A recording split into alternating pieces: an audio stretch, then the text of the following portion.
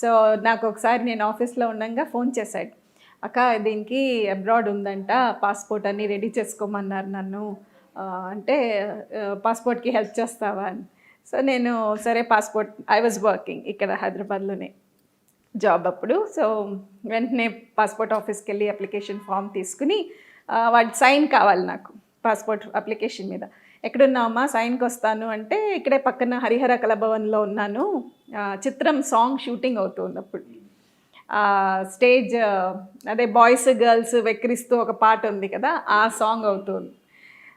So Harihara Kalabhavan వెళ్ళేటప్పటికి ఆ song shooting అవుతుంది. ఆ షూటింగ్ అయ్యేటప్పుడు నేను ఆడియన్స్లో కూర్చున్నాను కూడా ఒక షార్ట్కి.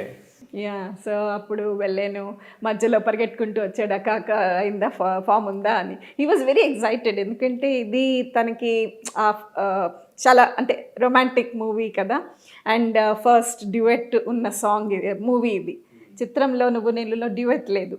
So he was tensed, excited, చాలా రకాలుగా he was over excited about this movie. Shooting అప్పటి నుంచి కూడా, షూటింగ్ అప్పుడు కూడా సెట్స్కి చాలాసార్లు వెళ్ళాను, పిల్లలు మేము వెళ్ళి సెట్లో కూర్చుని వాళ్ళతో అందరితో చాలా క్లోజ్గా ర్యాపో ఉండేది ఈ యూనిట్ అందరితో.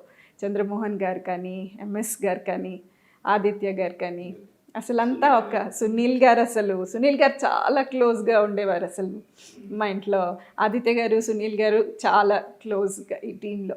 సో ఆ ఫ్యామిలీ బాండింగ్, సుధా గారు కానీ, ఆ ఫ్యామిలీ బాండింగ్ ఉండేది అందరితో ఈ యూనిట్లో. ఓకే, అంటే ముందు నుంచి ప్యాషన్ మూవీస్లోకి రావాలి అనేనా? Absolutely, from his childhood. ఎన్ని ఇయర్స్ స్ట్రగుల్ తర్వాత ఫస్ట్ మూవీ?